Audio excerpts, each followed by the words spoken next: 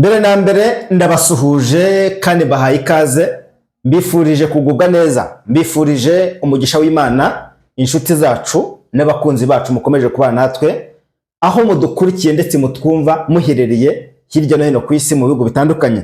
Birumvikana uko bisanzwe tugarutse mu mwanya w'amakuru, ariko mwabantu mwe ibintu byadogereye, ibintu byakomeye, ibintu byacitse. Maze iminsi mbabwira yuko 2023 iri mu byago cyangwa se iri mu kangaratete, ariko ubu none nibwo abantu batangiye kubibona. Umuyobozi wa Twirwaneho yafatiwe ibihano. Umuyobozi wa 2023 ariwe Corneille Nangaa, umuhuzabikorwa, yafatiwe ibihano. Byagenze bite rero? Abasirikare bagera kuri 17 muri Kivu Amajyepfo bapfuye, baguye ku rugamba mu mirwano ikomeye cyane yacakiranye hagati y'ingabo za leta ndetse n'abarwanyi b'inyeshyamba z'umutwe wa 2023. Ntabwo ari byo gusa rero, Perezida Felix Antoine Tshisekedi Tshilombo ari Rwanda mu gihugu cya Angola yavuze amagambo akomeye,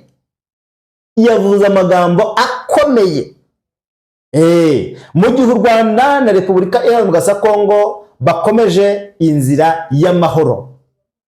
Amasezerano yo muri Leta Zunze Ubumwe za Amerika Washington DC agomba kubahirizwa,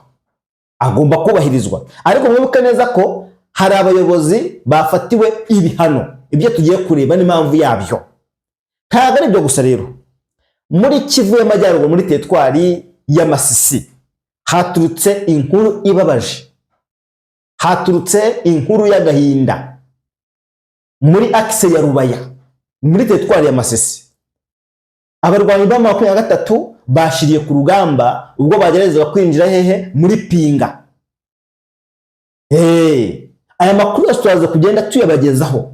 Undi musirikare ufite ipeti rya koroneri, ni koroneri, uyu nawe yaguye muri gereza ya Ndoro i Kinshasa. Uyu musirikare yakoze ibikorwa bigiye bitandukanye, turaza kubigarukaho. Hari amakuru rero nshaka kugira ngo tuze kugarukaho, amakuru y'ingabo z'u Burundi. Amaze iminsi acicikana amakuru avuga yuko muri Kivu Amajyepfo ingabo z'u Burundi zatakaje abasirikare mu rugamba cyangwa se mu mirwano bahanganye muri nyeshyamba z'umutwe wa 2023, ndetse n'umwe mu basirikare bakomeye mu ngabo z'u Burundi ari we General. Ibyamubayeho nawe turaza kubigarukaho. Turaza kugaruka ku musirikare ukomeye cyane muri 2023 bivuga ko yaba yararashwe bikagirwa ibanga. Ibyo turaza kugenda tubigarukaho. Niyo mpamvu tuba tugira ngo umuntu wese ubanye natwe rwose abashe kumenya ukuri nyako, abashe gusobanukirwa impinduka zikomeje kubera mu burasirazuba bw'igihugu cya Kongo. Rero niba rubwawe rubanye natwe, kanda kuri subscribe. Niba usanzwe ubana natwe kandi kanda kuri like. Icyiza rwose ni uko mwatwereka ko muri kumwe natwe, kuko natwe bidutera imbaraga. Ariko reka nshimire rwose byimazeyo abantu badukurikira rwose kandi bakabitwereka, mbasabiye umugisha rwose. Ari abari mu gihugu cy'u Rwanda, ari abari mu gihugu cy'u Burundi, ari abari mu gihugu cya Kongo, abadukurikiranye bari ku mugabane wa Amerika, i Burayi ndetse no ku mugabane wa Aziya, mwese mbifurije amahoro y'Imana, mbifurije kugubwa neza. Tudatinze dufite amakuru menshi cyane, ariko reka tuyahere mu burasirazuba bw'igihugu cya Kongo ku mirwano iri kuvugwa muri Kivu Amajyepfo. Guhera ku munsi w'ejo hazindutse icyo bita inkundura, hazindutse imirwano ikomeye cyane muri bino bice byo muri Kipupu n'agace bita Point Zero.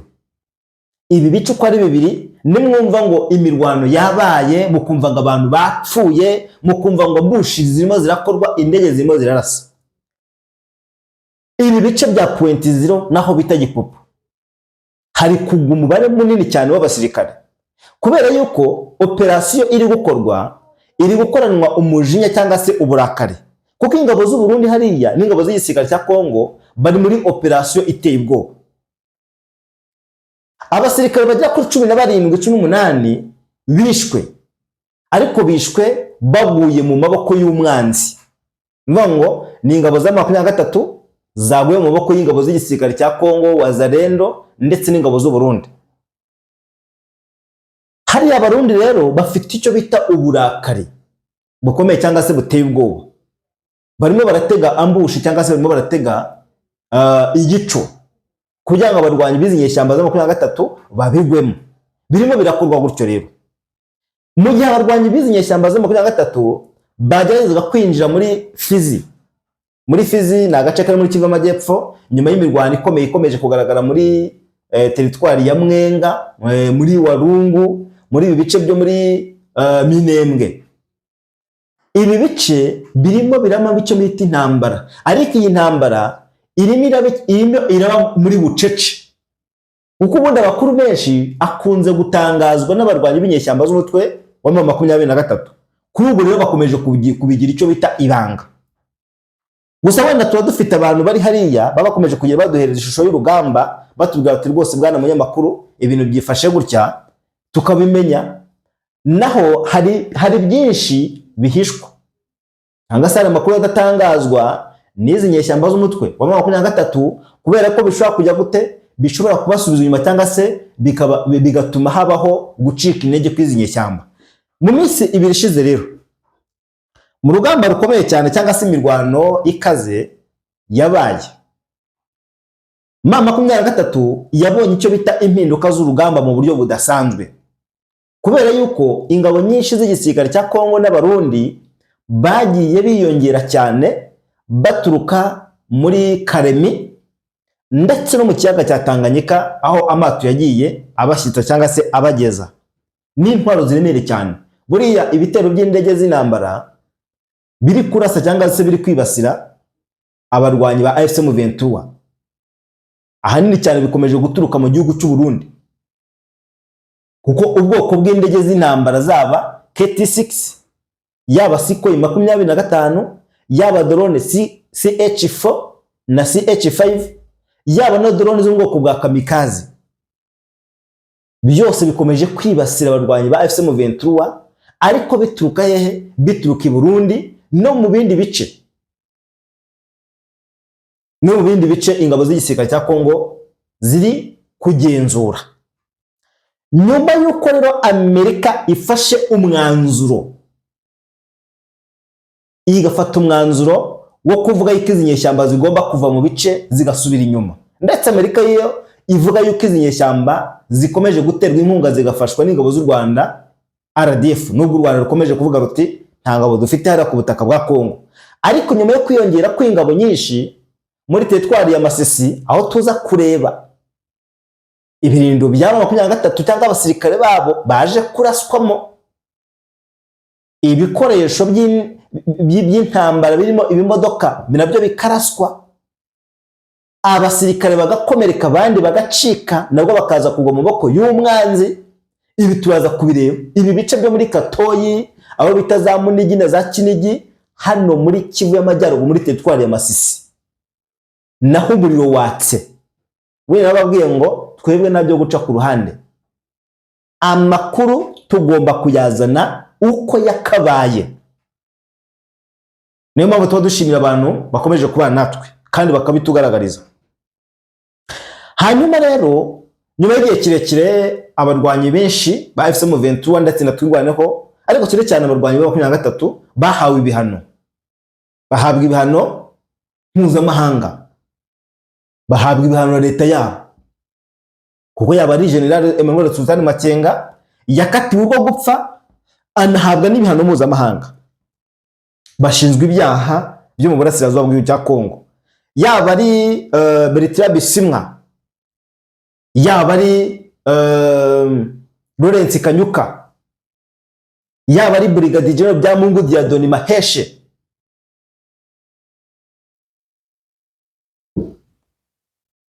yaba ari abandi bayobozi batandukanye ba AFC M23.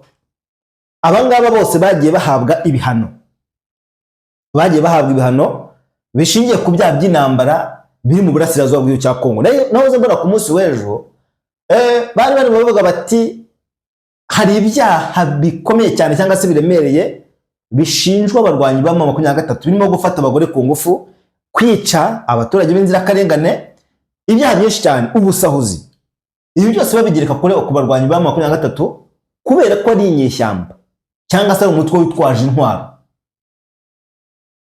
babishinja izi nyeshyamba kubera ko ari umutwe witwaje intwaro. Nahoze mbona yuko rero hari ibyaha byinshi bikomeje gukorerwa mu burasirazuba bw'igihugu cya Kongo, ariko babishinja AFC M23.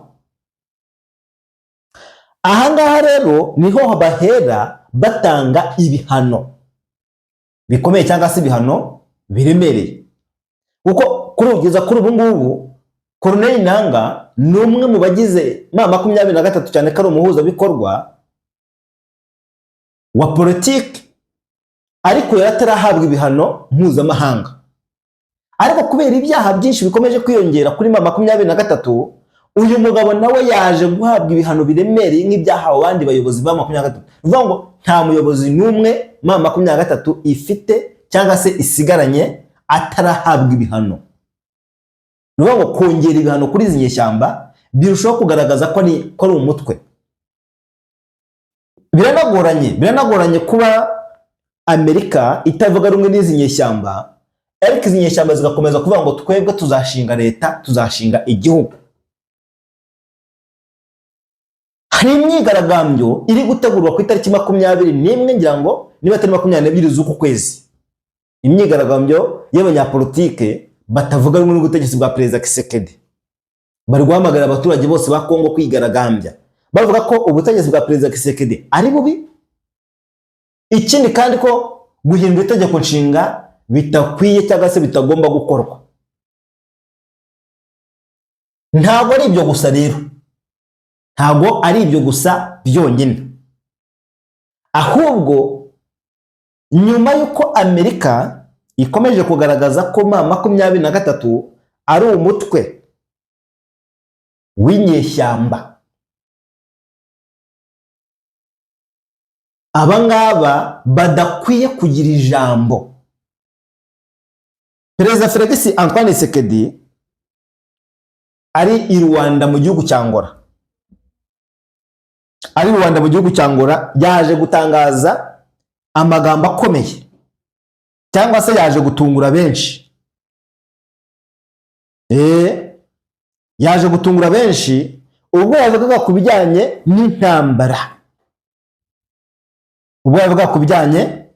n'intambara. Perezida Tshisekedi ukomeje kugaragaza ko igihugu cye cyatewe n'umwanzi kandi ngo agomba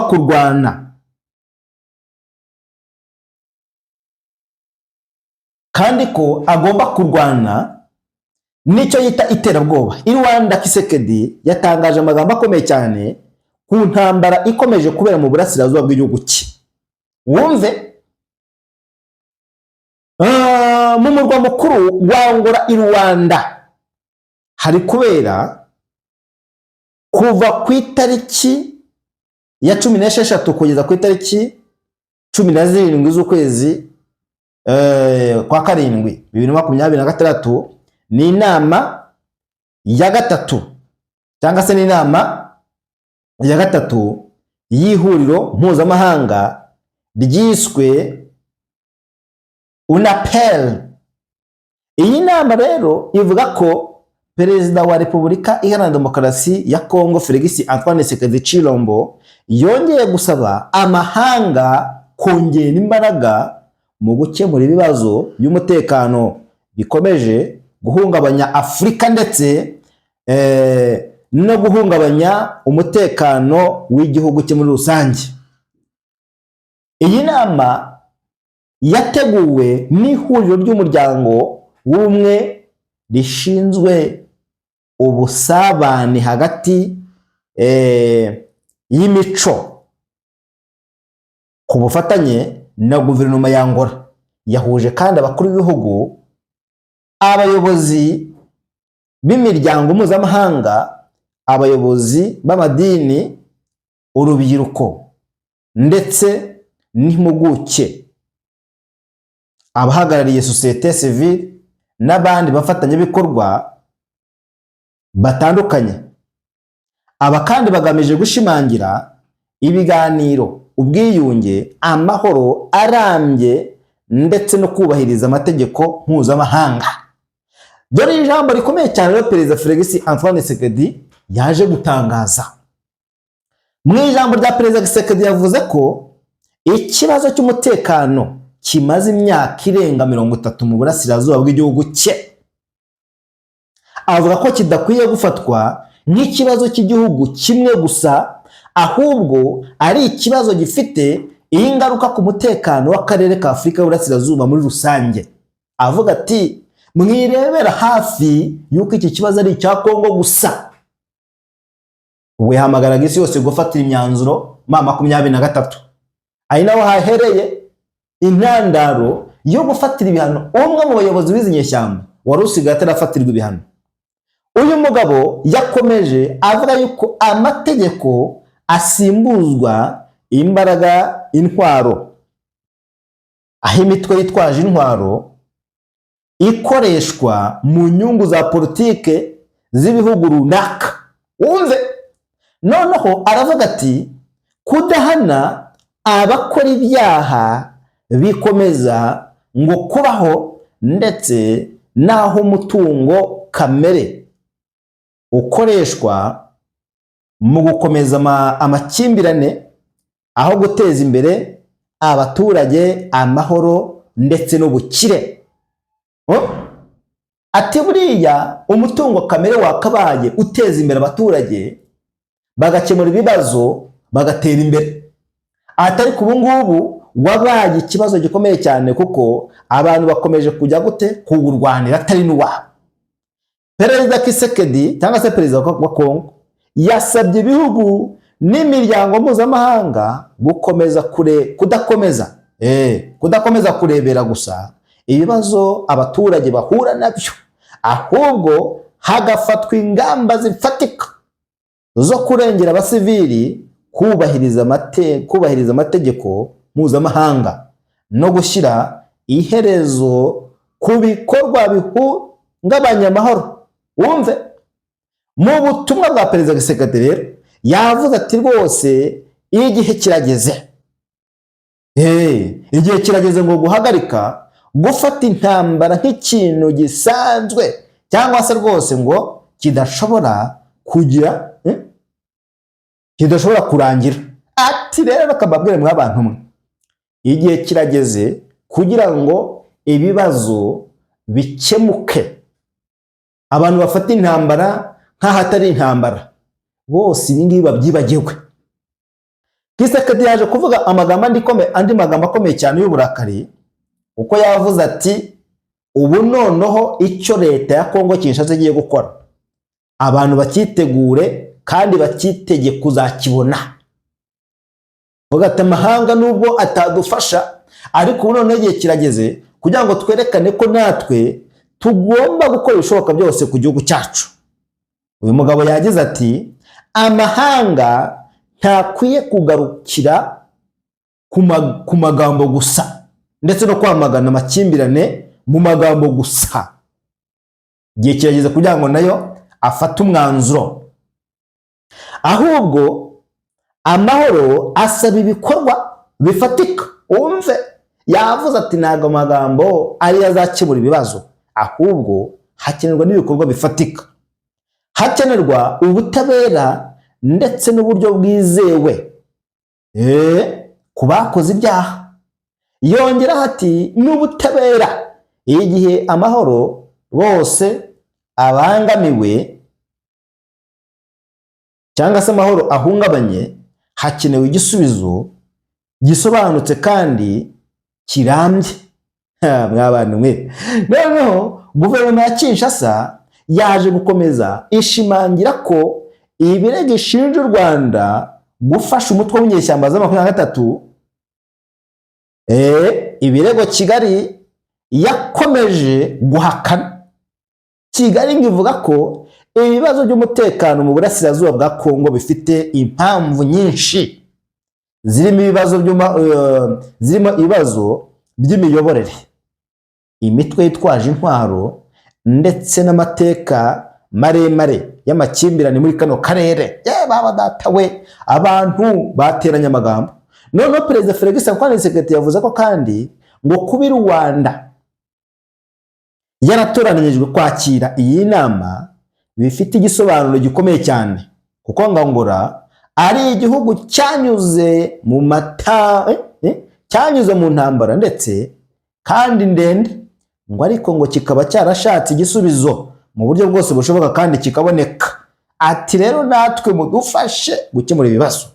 Noneho yanashimangiye ko Perezida Joao Lorenzo wa Angola, guverinoma ya Angola, ngo ku ruhare yagiye igira mu bikorwa by'ibiganiro no kujya gute no kugabanya ubushyamirane mu karere k'ibiyaga bigari.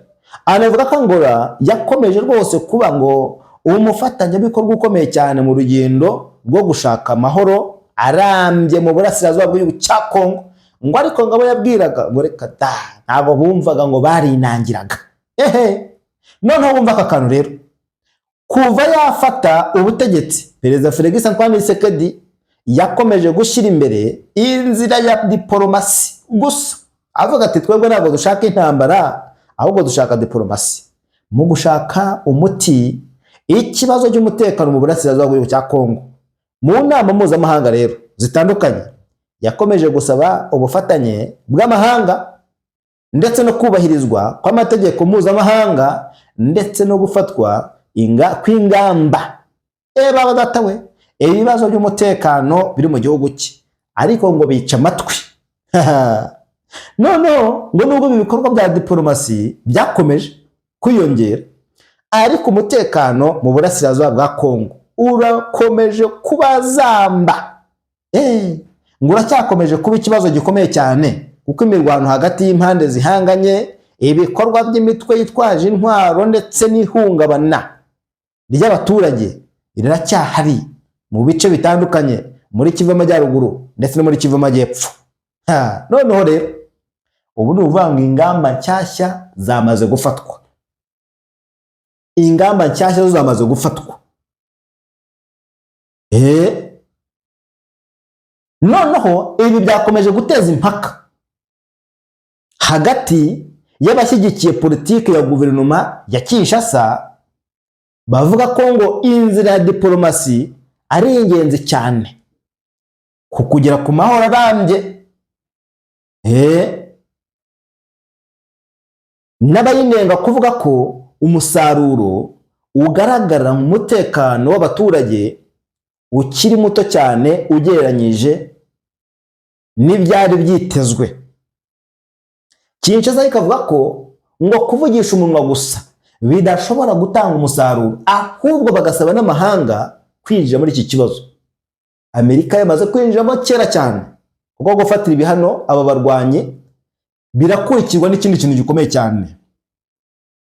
Hanyuma rero iyi nama y'u Rwanda yabaye mu gihe hakomeje izindi gahunda z'ibiganiro, ariko Kinshasa yakomeje kuvuga ngo nubwo turi kuganira mutagira ngo rwose ibi bintu biradushimishije, nubwo turi kuganira mutagira ngo ibintu biradushimishije, tugomba gukubita umwanzi tukamukubita tumukubitiye mu gafuka. Hano nubwo abo baravuga ngo nubwo habaye ibiganiro byinshi hagati ya guverinoma ya Kinshasa n'umutwe wa AFC/M23, impande zombi ntizirahagera ku bwumvikane ku ngingo zimwe na zimwe z'ingenzi. Iyi nama yabereye muri Morto, ni mu Busuwisi, yo ntabwo yigeze itanga umusaruro wari witezwe, mu gihe kandi ibindi bibazo by'umutekano mpuzamahanga byari biri rwose byagize uruhare mu kudindiza inzira za diplomasi. Bamwe mu basesenguzi bavuga ko hakiri intera nini cyane hagati y'ibyemeranyijwe mu biganiro bya diplomasi. Ibi ngibi biri kubera ku rugamba, aho rwose uruhande rumwe ruvuga ruti twebwe intambara tuzayirwana, nidushaka tuzapfe dushire. Aba ni abarwanyi ba 23 bavuga bati twebwe ibyo ngibyo rwose ntabwo tubyumva, nta nubwo tubikozwa. Noneho mu gihe bino biganiro byasozaga hari i Rwanda, byagaragaje ko rwose amahanga akomeje gushimangira ko amahoro arambye azagerwaho binyuze mu biganiro, ubufatanye cyangwa se ubufatanye ndetse no kubahiriza amategeko mpuzamahanga. Nanone ariko ibintu ngo bihagaze, uko ibintu bihagaze mu burasirazuba bw'igihugu cya Kongo, bigaragaza ko hakiri urugendo rurerure mu kugira ngo rwose ibyemeranyijwe mu rwego rwa diplomasi bihinduke impinduka zifatika mu mibereho y'abaturage. Babatawe. Ariko reka ngaruke muri Kivu y'Amajyaruguru. Kivu y'Amajyaruguru muri teritwari ya Masisi, n'induru gusa n'imiborogo. Muri Kivu y'Amajyaruguru n'induru gusa n'imiborogo. Batujyaneze bite rero? Kugeza kuri ubu ngubu muri Kivu y'Amajyaruguru muri teritwari ya Masisi,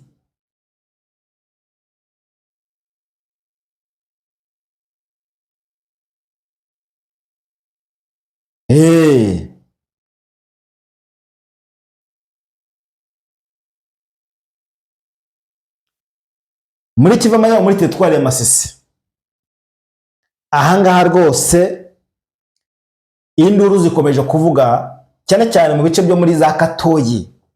Ahangaha operasiyo FARDC iri gukora iraca ibintu. Abarwanyi ba M23 bahashiriye. Hari ibyo M23 itari gutangaza, itari kuvuga neza, bakaruca bakarumira bakavuga bati twebwe aya makuru ntabwo twashyira hanze, aya makuru tuzakomeza kuyabungabunga.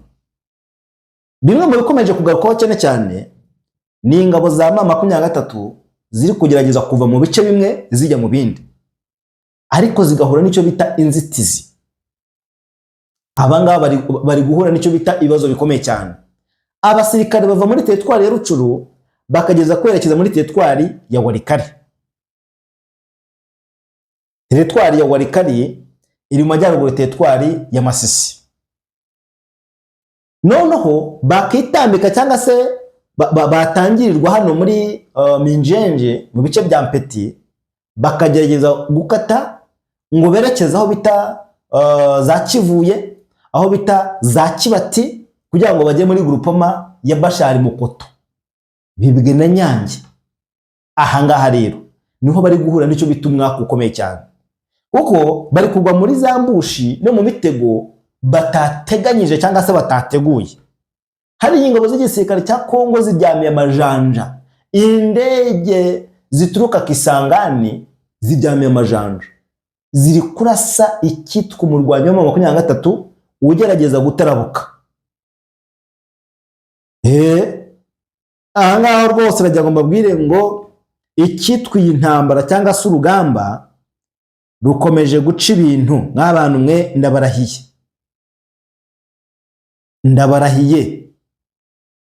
ndabarahiye kuko ibintu bimeze nabi.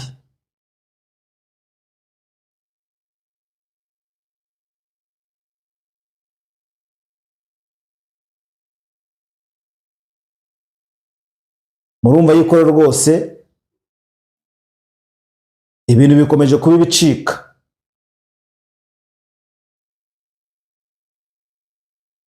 Ibintu bikomeje kuba ibicika, ndabarahiye.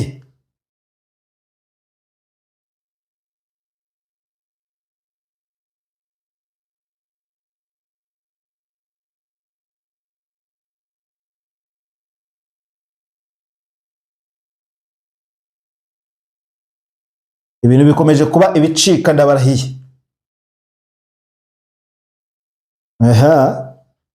Yababwiye ngo intambara ni intambara, ariko ubu noneho nibwo abantu batangiye kubibona.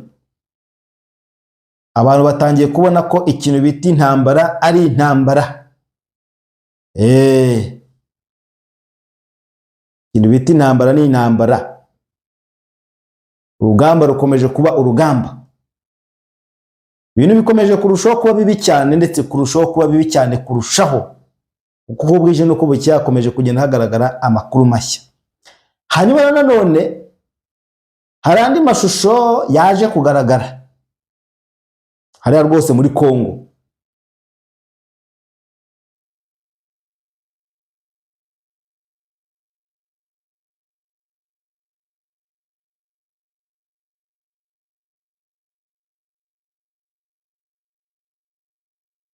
Hariya muri Kongo hakomeje kugaragara amakuru agaragaza ko rwose umutekano wifashe nabi, intambara cyangwa se imirwano ikomeje kurushaho gukaza umurego mu muvuduko udasanzwe. Ubu hano rwose muri Kivu y'Amajyaruguru no muri Kivu y'Amajyepfo ibintu bikomeje kurushaho kuba bibi. Hariya muri Karemi bafashe umwanzuro wo gukora ama operation kugira ngo abarwanyi ba 23 batabasha kwinjira muri bya bice. Bavuga bati rwose izi nyeshyamba za 23 ntizigomba kwinjira muri bya bice. Barimo barategura cyangwa se barimo barakora ama operation kugira ngo bachecking barebe ko izi nyeshyamba zaba zarahinjiye. Reka nambashimire.